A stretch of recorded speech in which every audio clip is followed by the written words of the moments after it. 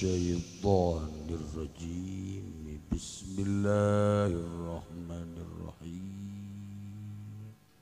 باب صوم التطوع وما نهي عنه tawi ikilah iki iku suwiji bab ale tetep ing dalem mertelakeun puasa sunnah lan barang kang den cegah ya ma saking shaum tatawwu.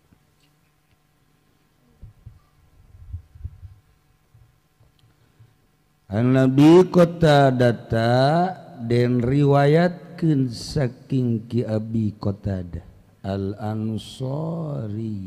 kang bangsa sahabat Ansor radhiyallahu ta'ala anhu muga nilar bendu sapa Allah ta'ala hale maha luhur ya Allah anhu saking Abi Qatadah. Dan riwayatkeun apa anna Rasulullah satuhune Kangjeng Rasulullah sallallahu alaihi wasallam suila iku den takon ya Kangjeng Rasulullah an shaumi yaumi arfata saking puasa ing dalem dina Arafah. Faqala maka ngucap ya Kangjeng Rasulullah sallallahu alaihi wasallam ing lafal yukaffiru sanatal madiyata wal baqi. Iparatan ya shaumi yaumi arfah ing tahun kang wis kaliwat lan kang arep. Waswilalan den takon ya Kangjeng Rasulullah sallallahu alaihi wasallam an shaumi yaumi Asyura saking puasa ing dalam dina Asyura. Faqala maka ngucap ya Kangjeng Rasulullah yukaffiru sanatal madiyah lenga paratan ya shaumi yaumi Asyura ing tahun kang wis kaliwat. Waswilaan shaumi yaumil itsnaini lan den takon ya Kangjeng Rasulullah saking puasa ing dalam dina Itsnin. Bagala maka ngucap ya Kangjeng Rasulullah sallallahu alaihi wasallam zalika yaumu ulidtu fi tawi mangkono Itsnin iku dina dan pedalakeun ingsun ing dalam yaum wa ba'istu pilan den utus ingsun fihi ing dalam yaum unzila alayal wahyu lan den turun geuning atas ingsun apa al wahyu rawahu muslimun wis caritakeun ing hadis sapa Imam Muslim. Ieu hiji bab rek nerangkeun puasa sunnah. Alhamdulillah urang mah istiqomah henteu na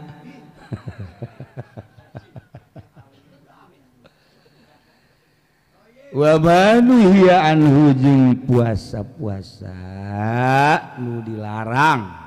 dina puasa sunnah.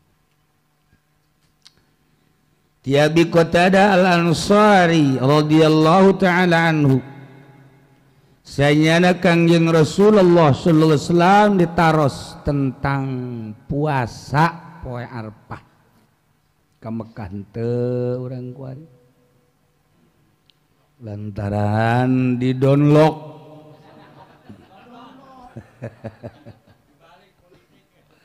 ya itu sebenarnya orang mah dibuka kayak atuh teu daftar ieu atuh dek daon riweuh urang ganti. Tapi lantaran urusanana ibadah urang kabawa kun teu dibuka teh padahal urang mah henteu rek ka Mekah henteu rek wukuf tapi ketika ngadenge henteu aya pemberangkatan haji sedih tetep urang sedih aya naon padahal mah henteu rek ka ditu okos aya anu henteu kawin urang mah biasa-biasa bae tapi begitu ngadanya aya nu henteu kawin urang sedih aya naon gitu kan permasalahanana ada urang biasa-biasa bae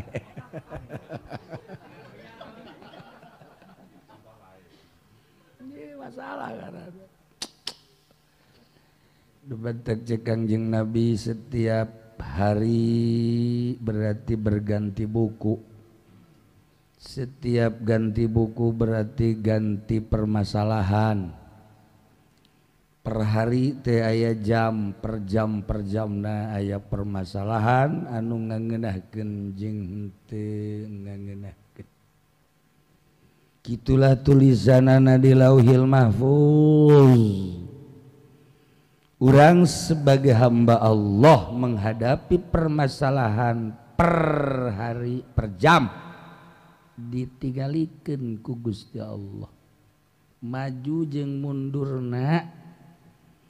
dihadapi jeung mundurna ieu adalah perlu alasan-alasan. Nang Allah teteh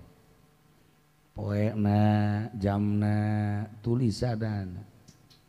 aya corona aya naon urang teh diberi ikhtiar ta urang tah ikhtiar urang ieu lah anu bakal ditempo ku Gusti Allah cuman telna ka mana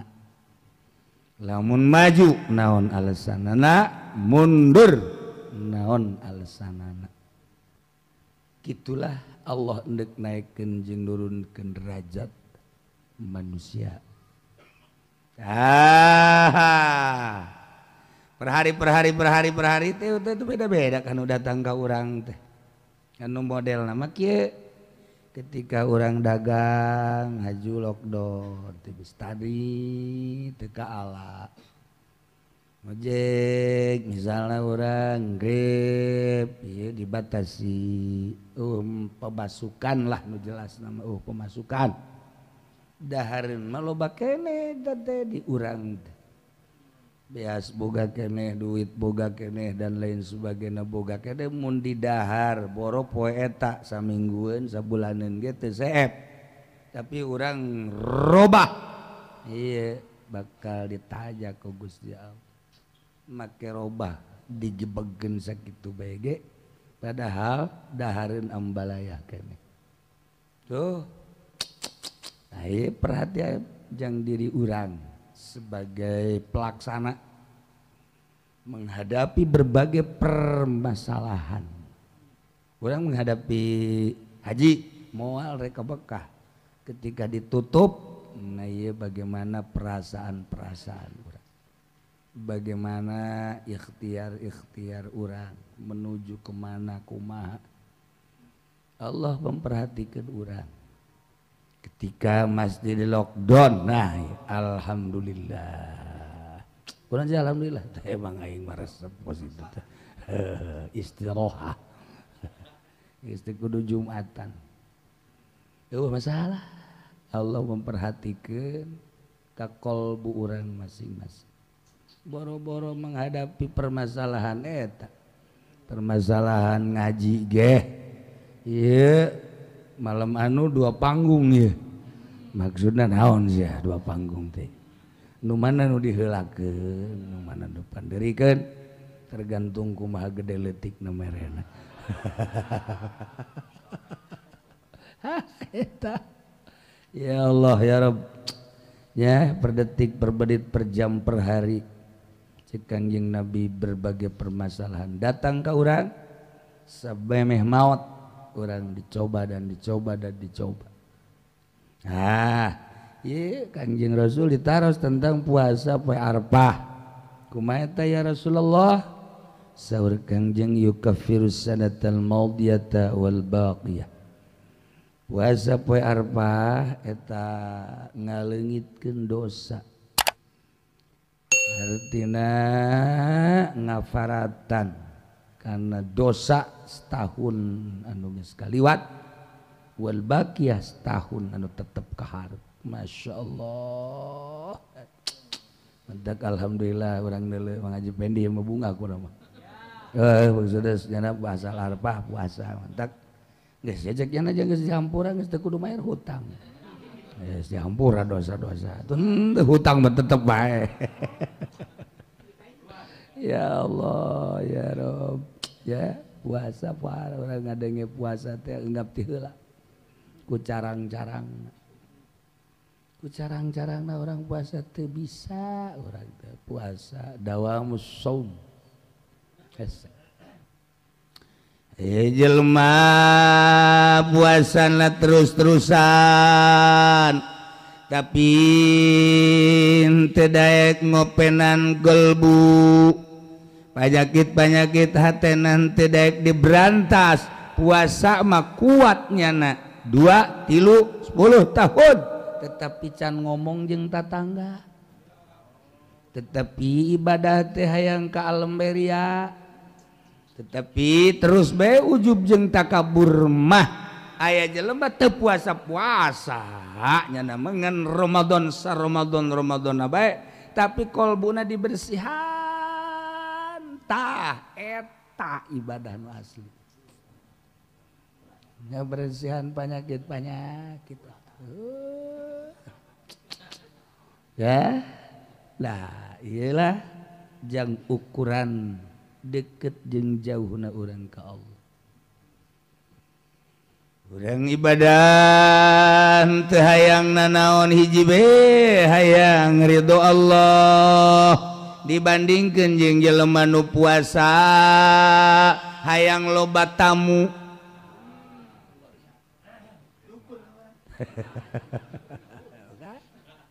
di puasa yang supaya itu warung laku ngomong sama puasa ini ra'aitu ahada asyara mah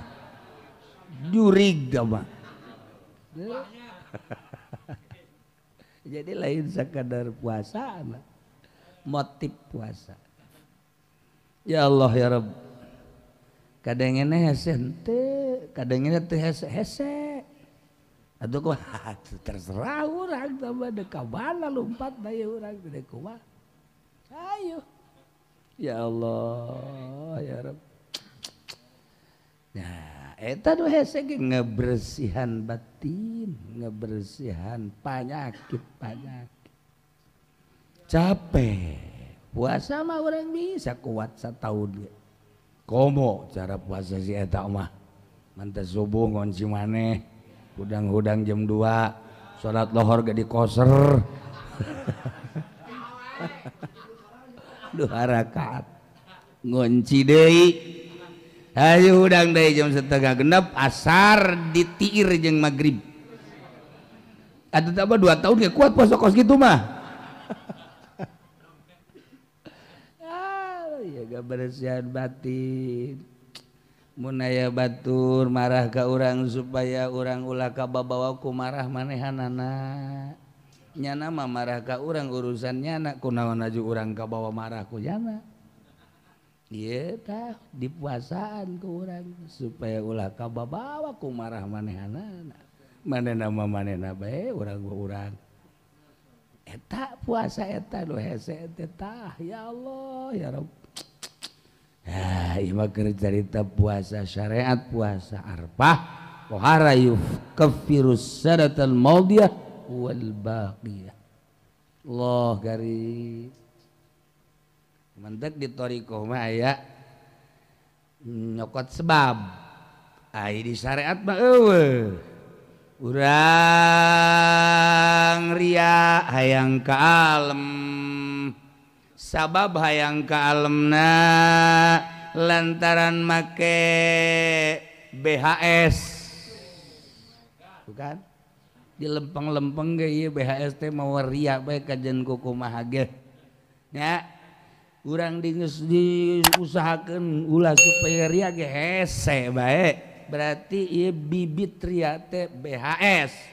ta ceuk ahli thariqah mah sabab nimbulkeun ria haram make BHS beda jeung syariat syariat batu iraha aya nu ngaharamkeun moal aya nu ngaharamkeun make BHS urusan ria mah urusan batin urusan BHS mah urusan zahir atuh ari zahir batin mah tuh beda teu bisa dihijikeun urusan haram syariat jeung urusan thariqah batin teu bisa tapi di thariqah mah lain di alas sebab riana make BHS haram tah make BHS sebab nu ngajadikeun doraka ngahalangan antara urang jeung Allah teh BHS padahal mah lain nang meuli BHS na ge deres dang meuli mah atuh jang hadiah-hadiah lebaran numpuk kunaon jadi eueuh hiji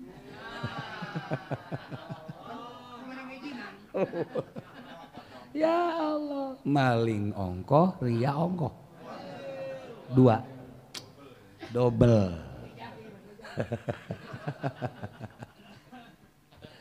seperti etalah sok bae du bawa ke urang karena urusan jauh ke Allah naon-naonan urang nu nyaho mah diri urang entek teu bisa kieu budak make BS ria teh ulah kitu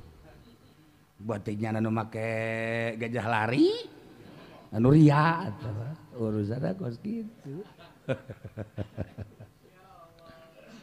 tapi ku ahli nama kanyahoan jelema ujub teh batin ku ahlina kanyahoan sebab bersinar jelema ikhlas aya sinar kan di wajah urang teh aya sinar beureum aya sinar biru aya sinar hideung ieu mah nu ieu mah maleuk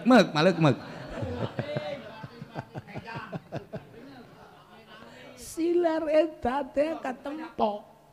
mentek si murid neule guru neule murid dek naekeunana gampangan sebab aya sinar eta lah mursyid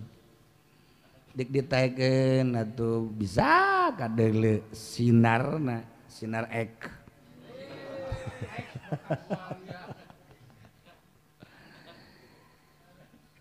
Suilan somi yaumi asyura ditaros tentang puasa yaumi asyura saur Kangjeng yukafir sanatal maudiyah nyiparatan tahun dosa tahun satahun kaliwat masyaallah ditaros tentang puasa yaumil isnin ieu mah pohara saur Kangjeng Senin mahiji yaum ulidu fi poean kelahiran kaula 2 bu'istu fi lahiran diutus da kaula oge kelahiran unzila alayal wahyu poe Senin teh diturunkeun awal wahyu masyaallah Senin selalu Senin Kangjeng hijrah Senin pupus Senin eta Kangjeng masya aya rahasia mentak dina sawareh keterangan jelema nu maot poe Jumat hebat leuwih hebat poe Senin hampir kiai-kiai mah Senin ka Salasa diistimewakeun dibarengkeun jeung hari kelahiran Kangjeng ngan Jumat mah dijelaskeun ku Kangjeng Sayyidul Ayyam dibahaslah ku ahlina antara Senin jeung Jumat Kangjeng nyaritakeun al-Jumat Sayyidul Ayyam Jumat adalah kepalaning ayam merak Sayyidul Ayyam tapi Senin pohara nah pokoknya beruntung jelema anu maot poe Senin sangat beruntung dibarengkeun jeung hari kelahiran Kangjeng masyaallah karim ya masalah besi dek Senin isuk